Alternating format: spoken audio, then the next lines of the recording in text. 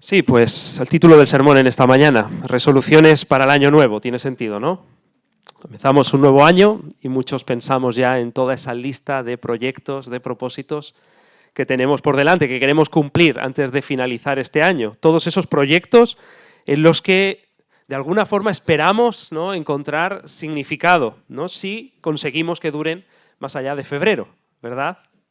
No estoy en contra, personalmente, de que hagamos resoluciones. De hecho, pues así se llama el sermón en esta mañana, resoluciones para el nuevo año, ¿no? Sin embargo, sí pienso que los cristianos, a diferencia del resto de personas en este mundo, ¿no?, debemos asegurarnos de que esas resoluciones ocurran en su contexto adecuado, ¿no? Y es interesante este texto que acabamos de escuchar ahora, Romanos capítulo 12, nos ayuda a enmarcar toda una serie de buenas resoluciones que debemos tener cada uno de nosotros presente a lo largo de este año, ¿no? Y nos ayuda a enmarcarlas en un contexto adecuado para hacerlas. Mira, en primer lugar, en el verso 1, nos dice que han de ser motivadas siempre por el mensaje del Evangelio, que me dice que por medio de la sola fe en Jesús ya estoy completamente aceptado por Dios. Este año no tienes que demostrar nada, así que tranquilo, relájate. Estas resoluciones nunca van a ser un camino de autosalvación personal, sino al revés, un camino de amor y de gratitud a nuestro Salvador.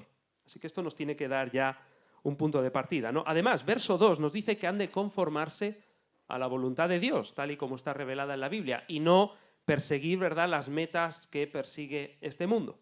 Y en tercer lugar, de los versos 3 hasta el 8, nos dice que estas resoluciones han de depender del don, de la gracia del Espíritu Santo para que podamos llevarlas a cabo. Así que Evangelio, Biblia y Espíritu Santo. Ese es el marco adecuado para que hagamos nuestras resoluciones en este año, ¿no? Cuando hablamos de resoluciones cristianas, enseguida puede venir a nuestra mente las conocidas 70 resoluciones de Jonathan Edwards, este famoso predicador del siglo XVIII en Norteamérica, lo que hoy es Estados Unidos, por entonces eran las colonias inglesas, ¿no? Resoluciones que él hizo a la edad de tan solo 19 años. Quizás si no las conoces, a lo mejor luego por la tarde puedo enviarlas al grupo. Es una muy buena lectura para empezar este año. Puedes encontrarlas por internet. Pero yo quisiera dejarte aquí solamente con su prefacio, cómo él introduce esas resoluciones para ilustrar lo que estoy diciendo. Él escribe, tan solo 19 años, siendo consciente de mi incapacidad de hacer nada sin la ayuda de Dios, humildemente le ruego que por su gracia me capacite para guardar estas resoluciones, siempre y cuando sean agradables a su voluntad, para la gloria de Cristo. Amén. Ese es el marco. Y con este mismo espíritu yo quisiera compartir con vosotros hoy, a partir de este texto de Romanos 12, concretamente los versos del 9 al 13. 12 resoluciones para el nuevo año, no te asustes.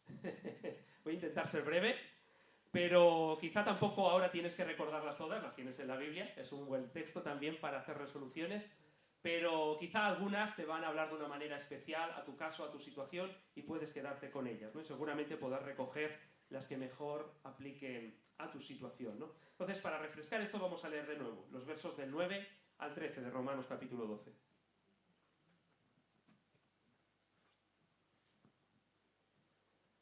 Escribe así el apóstol Pablo: el amor sea sin fingimiento, aborreced lo malo, seguid lo bueno.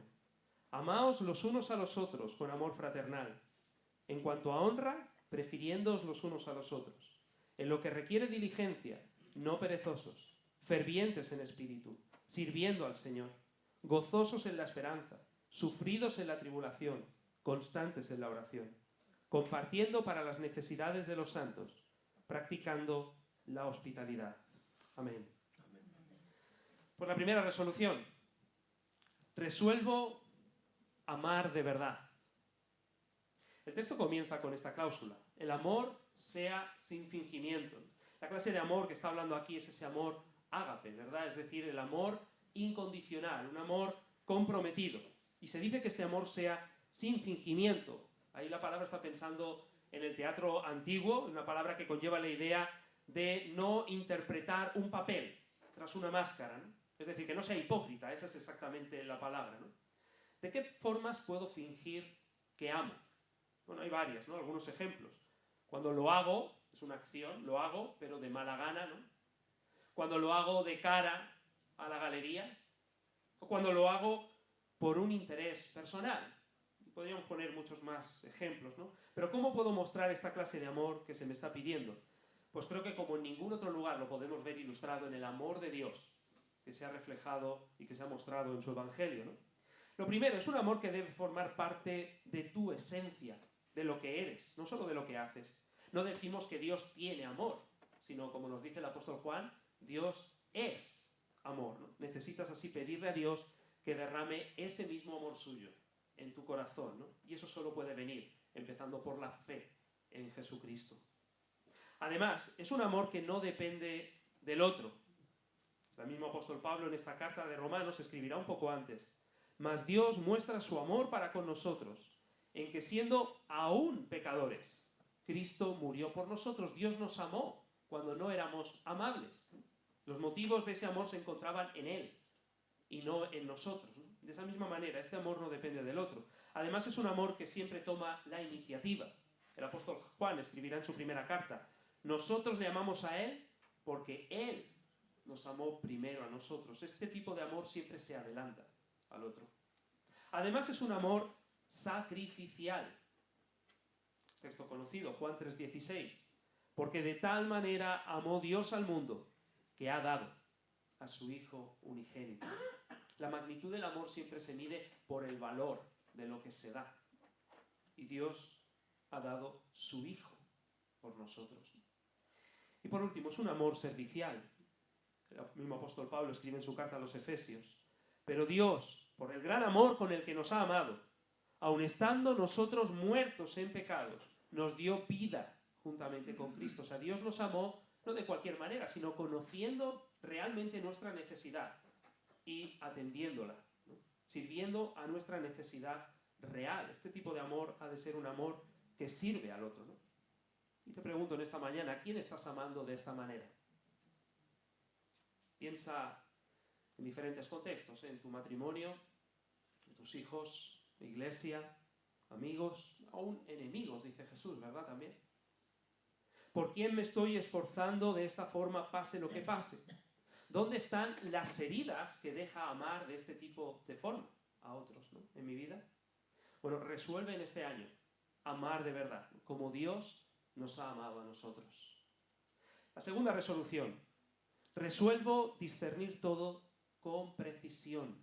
El texto continúa diciendo: aborreced lo malo y seguid lo bueno. Esto nos está llamando al discernimiento. Pablo ya ha dicho antes, en el verso 2 de este mismo capítulo 12 de Romanos, que renovemos nuestra mente para no conformarla al patrón de pensamiento de este mundo, sino a la voluntad de Dios, que por supuesto está revelada, se encuentra en la Biblia, ¿no? Y la urgencia de hacer esto se nota en los verbos que utiliza: aborreced y seguid, ¿no? Por un lado, aborreced implica apartarse con rechazo, con odio de algo, ¿no? Todo lo que esté promoviendo valores no bíblicos en tu vida, ya sean ideologías, ya sean personas, ya sean ambientes, debes apartarte. De lo contrario, piensa, se comienza escuchando, luego tolerando, luego empatizando, luego simpatizando, finalmente siguiendo, ¿no? Mira la espiral descendiente del hombre del que habla el Salmo 1, ¿no? Primero está en compañía de los malos, luego empieza a caminar como ellos, finalmente se sienta con ellos para burlarse. Es fácil ser arrastrado por lo malo, así que debemos ser tajantes en esto, ¿no?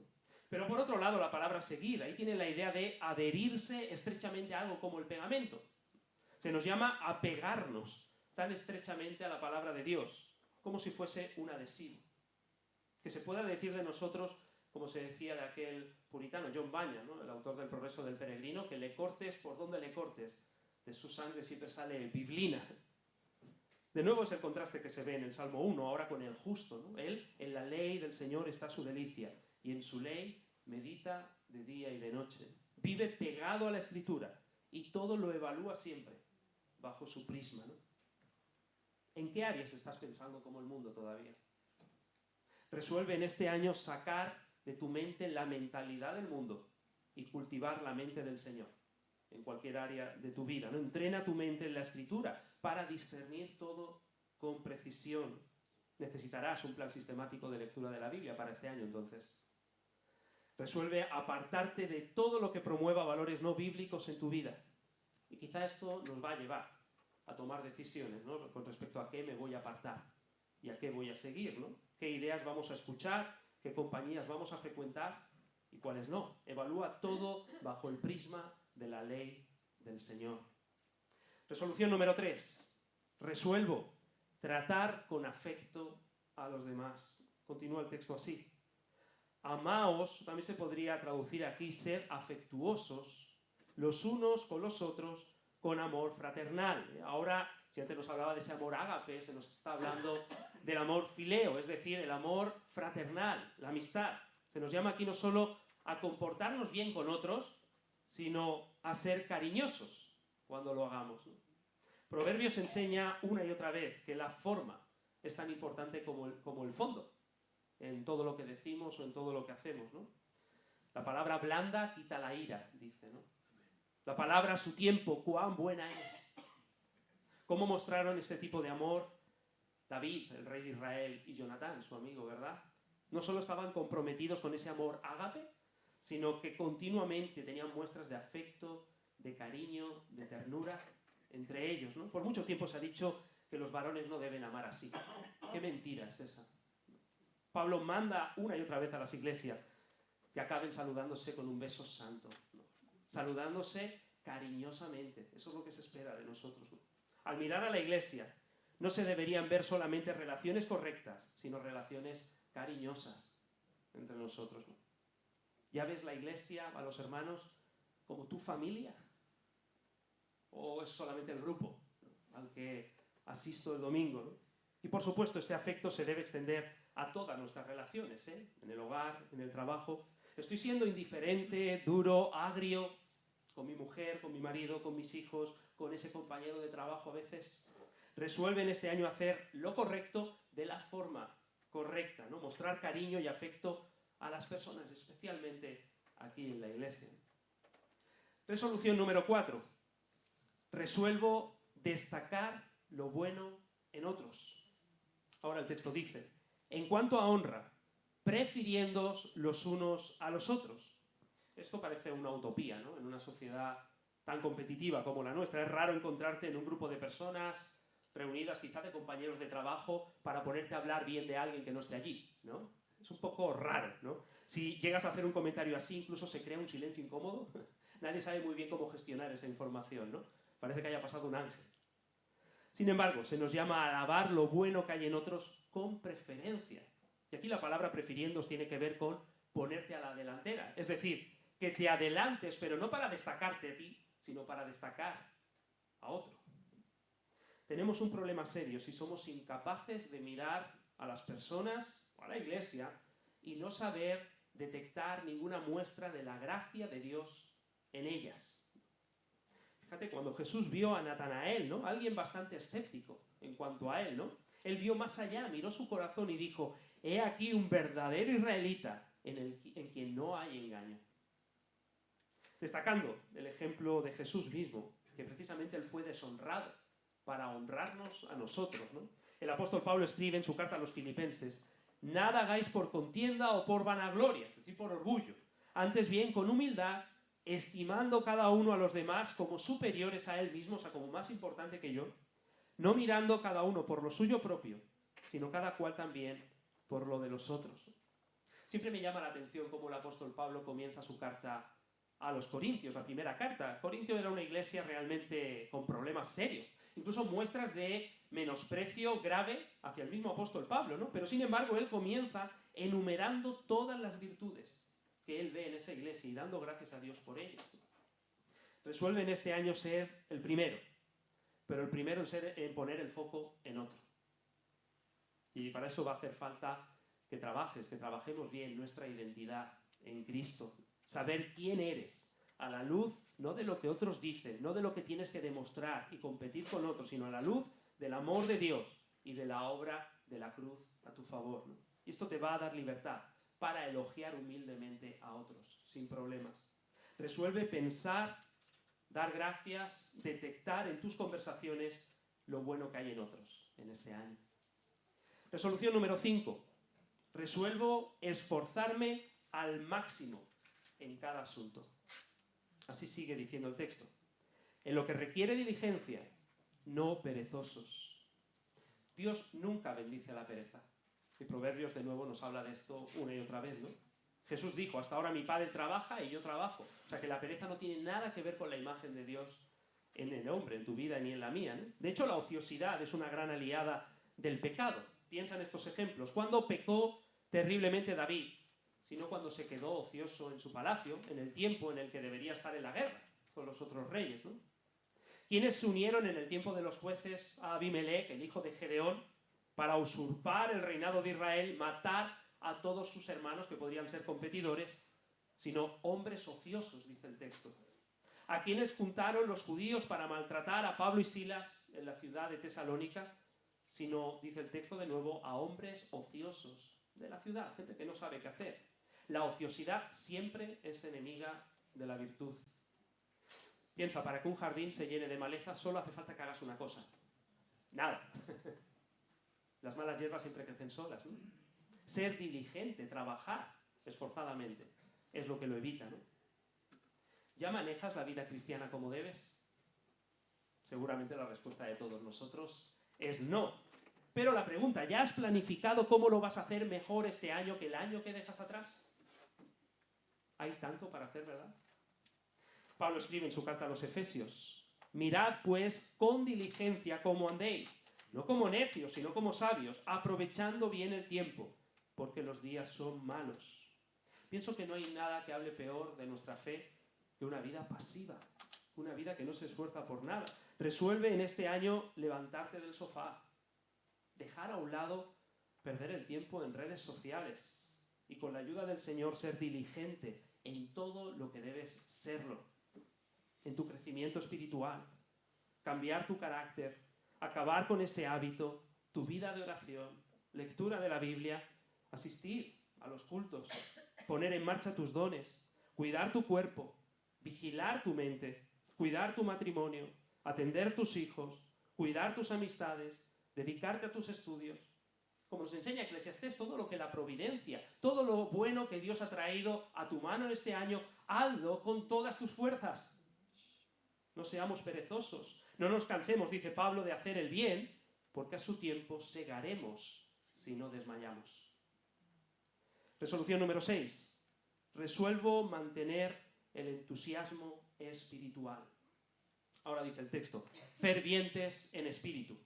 La idea aquí de ferviente es hervir, ¿no? Como los alimentos no se pueden cocer hasta que el agua no esté hirviendo, ¿no? Nada de lo que hagamos va a madurar si no sale de un corazón que esté hirviendo para el Señor. ¿Qué puede apagar el fervor en nosotros? Pues varias cosas, pero algunas de ellas. Un pecado oculto, no confesado. David escribe en el Salmo 32, mientras callé, se envejecieron mis huesos. La falta de respuesta a la palabra, cuando la escucho, ¿no? Jesús dijo en Juan capítulo 12, andad entre tanto que tenéis luz, para que no os sorprendan las tinieblas. O la ausencia de meditación en Dios, ¿no? Podemos aprovechar este texto del Salmo 39. En mi meditación se encendió fuego. ¿Meditamos poco en Dios? O una vida pobre de oración. Escribe el Salmo 25. A ti, oh Jehová, levantaré mi alma. Ve la oración como elevar el alma hasta Dios. O dejar de reunirnos para adorar juntos, ¿verdad? Dice el autor de la carta a los Hebreos. Y considerémonos unos a otros para, nota aquí, estimularnos al amor y a las buenas obras. ¿Cómo? No dejando de congregarnos.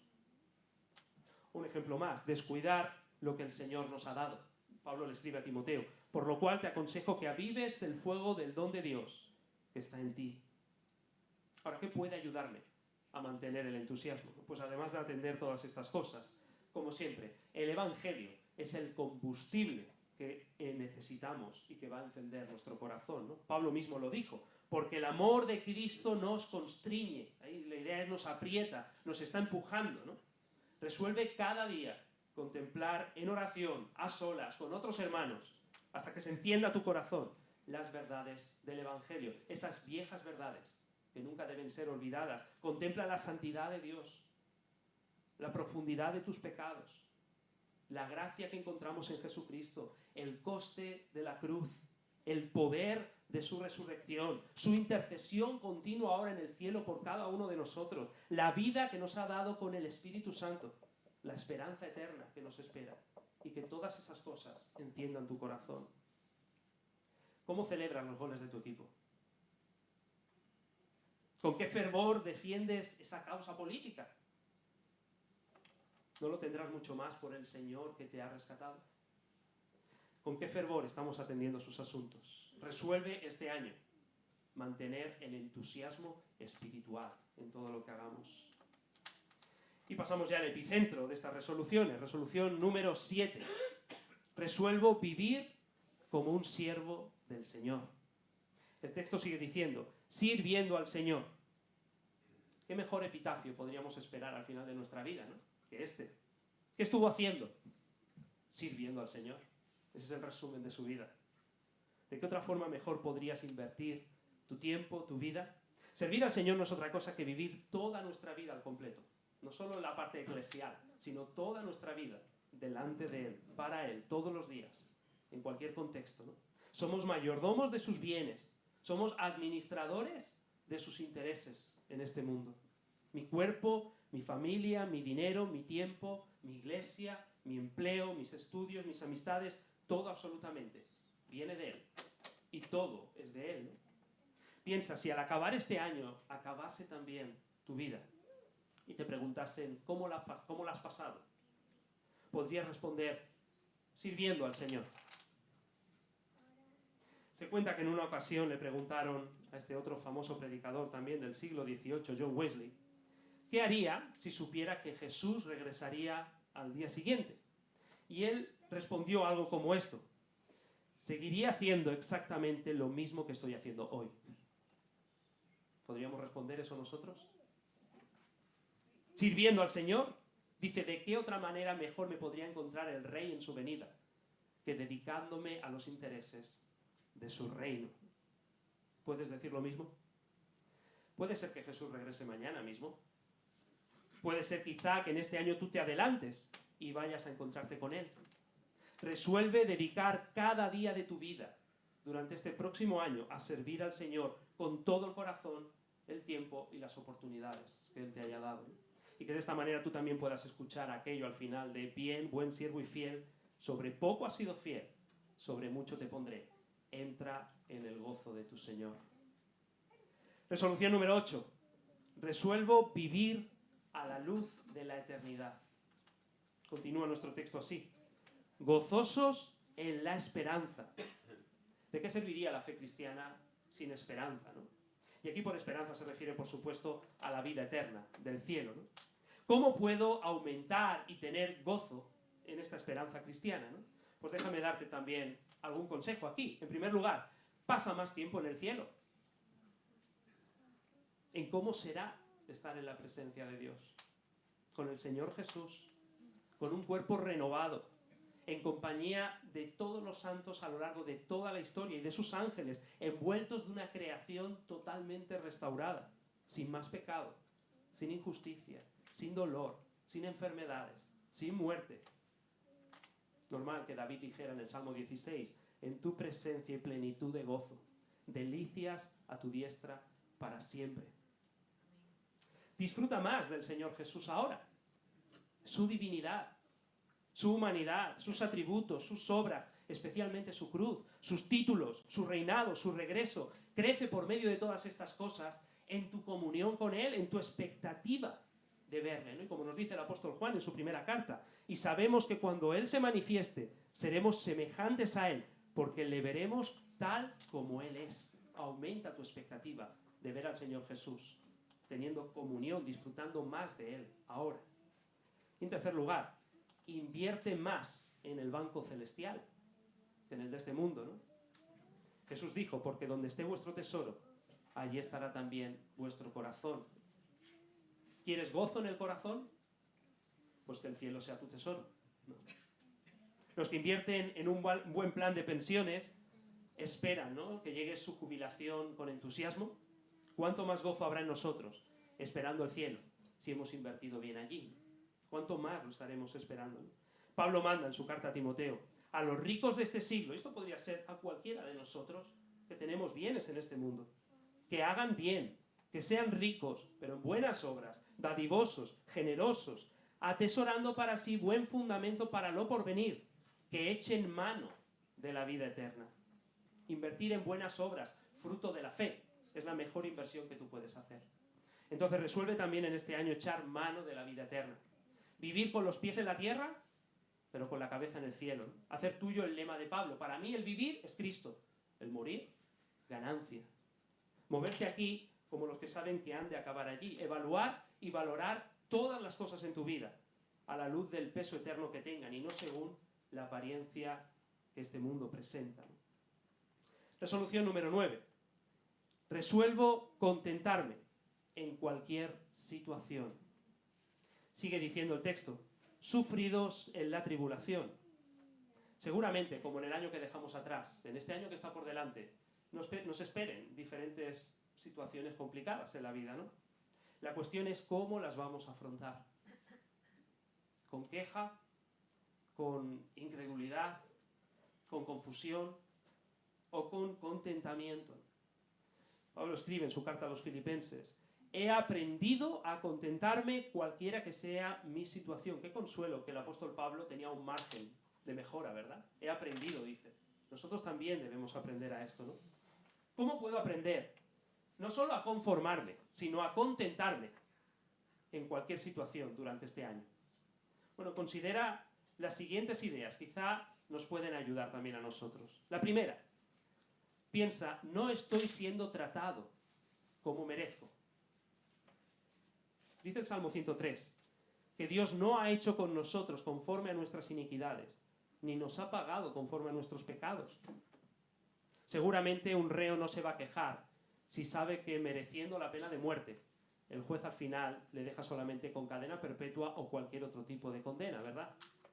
Pensar en lo que realmente merecen mis pecados nos va a ayudar a vivir más contento, sea cual sea la pena que tenga que estar llevando a lo largo de este año, ¿no? En segundo lugar, piensa, estoy siendo disciplinado, estoy en la escuela de Dios. Dice el Salmo 11, Jehová prueba al justo, pero al malo su alma aborrece, lo pasa por alto, no lo trata. Un padre no se va a dedicar a la educación sino de sus hijos, no de los de otro. En esta vida Dios nos está educando y nos está disciplinando a través de cada circunstancia para un presente y para un futuro mejor. También no puedes leer más de esto en Hebreos capítulo 12. Y por último, piensa que al final la recompensa será grande. Dice Pablo en su segunda carta a los Corintios, porque esta leve tribulación momentánea, se refiere a esta vida entera, produce en nosotros un cada vez más excelente y eterno peso de gloria. Tú puedes, si quieres, llenar todos los vasos que tengas en casa de agua, hasta arriba, pero no significa que todos vayan a tener la misma medida, ¿verdad? Va a depender de la capacidad de cada recipiente. De la misma manera, todos vamos a estar llenos de Dios en el cielo, pero no significa que todos vayamos a tener la misma medida de Él, ¿no? Va a depender mucho de la capacidad del recipiente, de la capacidad de la fe y de la esperanza. Así va a ser la medida de gloria que tú puedas soportar también. La dimensión de nuestra recompensa allí pasa por el aprendizaje en nuestras tribulaciones aquí. Eso va a hacer tu capacidad más grande para que esa plenitud de Dios sea todavía más grande cuando llegue el cielo, ¿no? Así que piensa en esa recompensa y todo lo que las tribulaciones ahora aquí nos pueden ayudar a ensanchar esa capacidad para poder contener más de ese peso de gloria de Dios, ¿no? Resuelve en este año quejarte menos y aprender, porque es un aprendizaje, lo que en su día un puritano, Jeremiah Burroughs, llamó la rara joya del contentamiento cristiano, que se ve poco, ¿no? Pero resuelve en este año aprender ese contentamiento también, ¿no? Resolución número 10, estamos llegando al final. Resuelvo cultivar una vida de oración. El texto añade, constantes en la oración. Ninguna de estas resoluciones, de hecho, podremos llevar a cabo sin esta, sin la oración. Como algunos han definido, la oración es al alma lo que el oxígeno es al cuerpo. No podemos vivir orgánicamente sin respirar y no vivimos espiritualmente sin orar. Déjame darte 3 áreas donde debes cultivar la oración constantemente también. En primer lugar, en lo privado, por supuesto, ¿no? En el Sermón del Monte Jesús dijo: mas tú, cuando ores, nota cómo da por hecho la oración privada Jesús, entra en tu aposento y cerrada la puerta, ora a tu Padre que está en lo secreto. No hay excusa, ¿no? Como se atribuye a Martín Lutero en una ocasión, que decía que estaba tan ocupado que tendría que pasar las primeras horas del día orando para poder llegar a todo, ¿no? Así nosotros también debemos dedicarnos a la oración en privado, pero también a la oración en tu familia. Otro puritano, Thomas Brooks, dijo que una familia que no ora es como una casa sin tejado, expuesta a todas las inclemencias del tiempo. Una iglesia fuerte comienza por familias constantes en la oración, matrimonios que oran juntos, padres que oran no solo por sus hijos, sino con sus hijos también. Y quizá vives en otro contexto, pues busca un hermano, un amigo en la iglesia también, para poder orar a menudo, para hacer juntos ese cuarto de guerra espiritual, ¿verdad? Y por último, constantes en la oración en la congregación también, ¿no? Pablo escribe en su carta a los Efesios: orando en todo tiempo, con toda oración y súplica en el Espíritu, y velando en ello con toda perseverancia y súplica por todos los santos. La cantidad de palabras que Pablo suma aquí para mostrarnos la importancia, ¿no? Para decir que la iglesia debe vivir orando constantemente, ¿no? Dios reserva muchas bendiciones hasta que las pidamos, ¿no? No tenéis porque no pedís, escribe Santiago.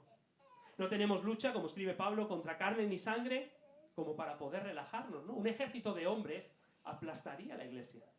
Imagina un ejército de demonios, lo que haría con nosotros, ¿no? Así que oremos, iglesia. Oremos en nuestros cultos. Oremos en nuestras reuniones de oración de los miércoles. Oremos e intercedamos los domingos antes del culto, en cualquier contexto, en cualquier actividad. Qué bueno sería, ¿verdad?, también que recuperásemos en este próximo año que entra la práctica del ayuno, o de cadenas de oración también, ¿no? Súmate, participa en todo ello, siempre que tengas la posibilidad, porque necesitamos ser una iglesia de oración también. Resuelve que este 2024 sea un año de oración constante. La penúltima, resolución número 11. Resuelvo compartir mis bienes. El texto dice: compartiendo para las necesidades de los santos. Compartir es una respuesta natural al Evangelio, ¿no? Cristo, como escribe Pablo, se hizo pobre para hacernos a nosotros ricos, ¿no? ¿Cómo no vamos a compartir? Jesús dijo: de gracia recibisteis, dad de gracia. Y esto no solamente es un mandamiento, es una prueba también de que hay gracia en uno. Este fue el ejemplo, sin duda, de la primera iglesia en el libro de los Hechos, hasta el punto que se llega a decir en Hechos capítulo 4 que no había entre ellos ningún necesitado. ¿Cómo puede ser? Recuerda que más bien era una comunidad pobre, la de Jerusalén, ¿no? ¿Qué tipo de necesidades debo cubrir en la medida de mis posibilidades, ¿no? Pues, sin duda, está presente aquí las necesidades materiales de otros, ¿no? Si alguno de nosotros necesita ayuda, transporte, casa, o necesidades físicas, si hay algún enfermo, necesita oración, medicamentos, acompañar al médico, traer la compra, o espirituales, si alguno se encuentra con ansiedad, con miedo, con depresión, lucha con algún hábito, problemas en su carácter, necesita discipulado más de cerca, o necesidades sociales, alguien que se siente solo durante la semana, ¿no? Problemas en las relaciones dentro del hogar, hijos quizá que están en rebeldía, ¿no? Diferentes presiones en su trabajo. Pienso que no hay ninguna justificación posible para que un miembro, ¿no?, que forma parte de esta congregación, esté pasando necesidad en la medida en la que podemos aliviarla. No había ningún necesitado entre la membresía de la congregación de Jerusalén, ¿no? Como dirá el apóstol Juan: el que ve esto y mira para otro lado, ¿cómo morará?, pregunta él, el amor de Dios en él.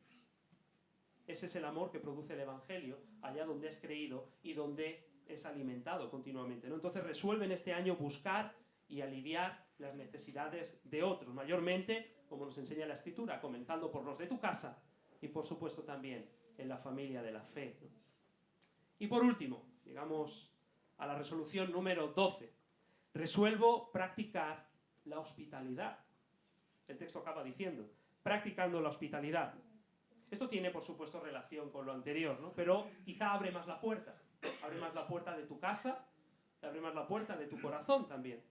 Si algo nos permite el Evangelio es mostrarnos tal y como somos, sin esconder nada debajo de la alfombra, ¿no? Vulnerables, no pretendiendo aparentar lo que no somos, porque ya hemos sido amados en Cristo para siempre. Y esto nos permite abrirnos al otro más allá de lo que parece prudente, para con los demás. La hospitalidad que se nos está pidiendo aquí apunta en dos direcciones.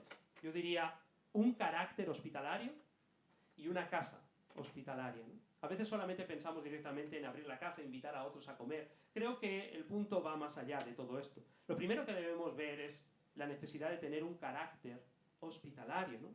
No limitemos el sentido de hospitalidad a abrir solamente nuestra casa, ¿no? Hay un sentido más profundo y general que tenemos que atender.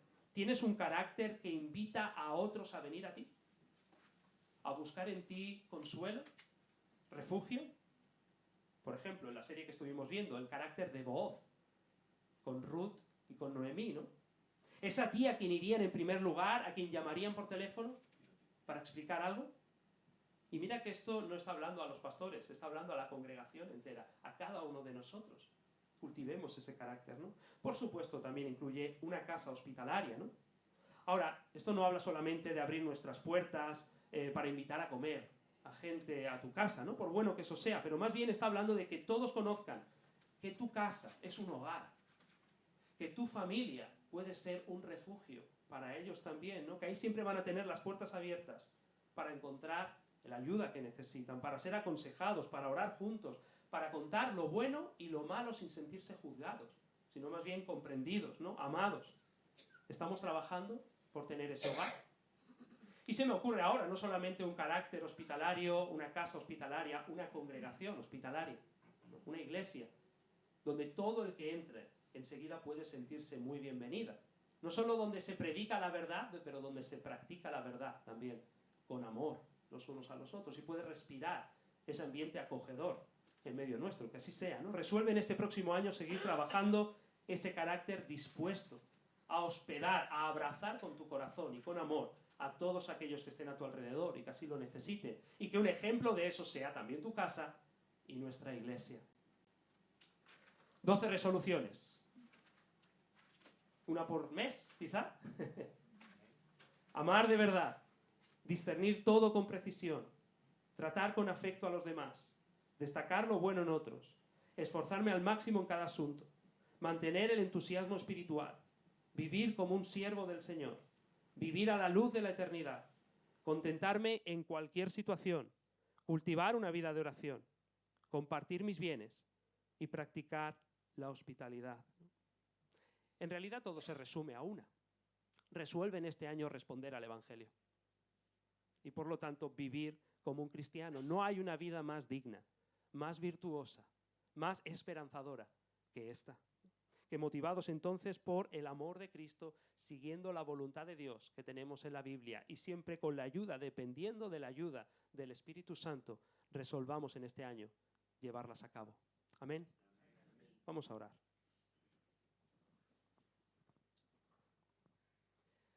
Padre nuestro, te damos las gracias por tu palabra, que ella siempre es lámpara a nuestro camino y nos ilumina para conocer, Señor, tu voluntad, lo que quieres para cada una de nuestras vidas y para tu iglesia. Te damos las gracias en primer lugar, porque Cristo ya pagó por nosotros, porque su resolución de venir a este mundo, de vivir en obediencia, de morir en aquella cruz, ha sido lo que nos ha salvado a nosotros, y ahora es en Él que podemos, Señor, vivir confiados y también en gratitud al gran amor que tú nos has mostrado en este Evangelio, poder resolver también, responder con vidas de agradecimiento, con vidas de amor y vidas de obediencia.